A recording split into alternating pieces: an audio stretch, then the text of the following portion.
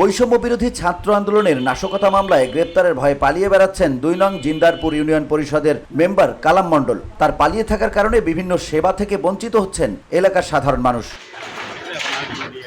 জয়পুরহাটের কালাই উপজেলার জিন্দারপুর ইউনিয়নের করিমপুর ৩ নং ওয়ার্ডের মেম্বার মোহাম্মদ কালাম মণ্ডল বৈষম্য বিরোধী ছাত্র আন্দোলনের সময় বিভিন্ন এলাকায় বিএনপির দলীয় কার্যালয় ভাঙচুরের ঘটনায় তার নামে নাশকতা মামলা দায়ের করা হয়। সেই মামলায় গ্রেপ্তারের ভয়ে ৫ আগস্টের পর থেকেই পালিয়ে বেড়াচ্ছেন এই মেম্বার আর সুবিধাবঞ্চিত স্থানীয় জনগণ। কালাম মেম্বারের বিরুদ্ধে উপজেলা নির্বাহী অফিসারের কাছে একটি লিখিত অভিযোগও দায়ের করা হয়েছে।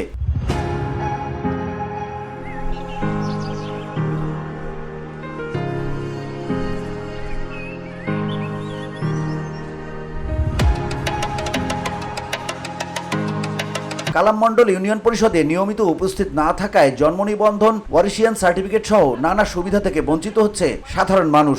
উন্নয়নমূলক কর্মকাণ্ডেও দেখা গেছে স্থবিরতা। কালাম মেম্বার হলো আওয়ামী লীগের দোসর। ইনি টাকা এখানে গ্রাম ছাড়ে পালে চলে গেছে। ৫ তারিখের পর পালে পুলে চলে গেছে, কোনো সুযোগ সুবিধা আমরা পাই না। এবং মাঝে সাঝে আসে রাতের ১২টার পর, সেটা আমরা দেখতে পাই। আসে আবার পালে চুরের মধ্যে পালে চলে যায়। এই গ্রামের যে মেম্বার সরকার হাসিনা যেদিন পলাইছে পরের দিন সে পলাতক, কিন্তু রাতের আধারে রাত ১২টার পরে গ্রামের লোকজন দেখা পায়, কিন্তু পরের দিন আর তারা দেখতে পায় না, দিনে কেউ দেখতে পায় না। তো আমাদের গ্রামের লোকজন কোনো বিচার সালিশ কোনো কিছু তার কাছ থেকে পায় না। নিয়ম অনুযায়ী কোনো মেম্বার টানা ৩টি মাসিক সভায় অনুপস্থিত থাকলে তার পদ শূন্য ঘোষণা করার কথা, কিন্তু সেটিও করছে না কর্তৃপক্ষ। আমাদের গ্রামের মেম্বার ছিল কালাম মেম্বার। সে ৫ আগস্টের পরে আওয়ামী লীগের ৩টা মামলা খায় পালে গেছে এবং রাতের অন্ধকারে মাঝে মধ্যে ২ বাচ্চার সাথে দেখা করতে আসে। আমাদের গ্রামের উন্নয়নমূলক কোনো কাজ হয় না এবং আমাদের কোনো সেবামূলক নাগরিক সেবামূলক কোনো কাজ হয় না। আমরা অন্য পরিবর্তন চাই। এ বিষয়ে অভিযুক্ত কালাম মেম্বারের সাথে মুঠোফোনে যোগাযোগ করার চেষ্টা করা হলে মুঠোফোনটি বন্ধ পাওয়া যায়।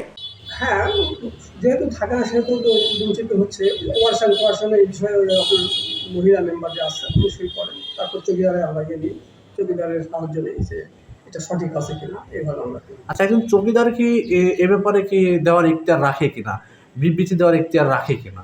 না, তা রাখে না, কিন্তু আমরা যেহেতু সেবা যারা গ্রহীতা তারা যাতে ভয়রানি না হয়, ওই গ্রামের ওই ওয়ার্ডেরই চৌকিদার, ওই হিসাবে আমরা ওয়ার্সানের বিষয়ে একটু দেখি।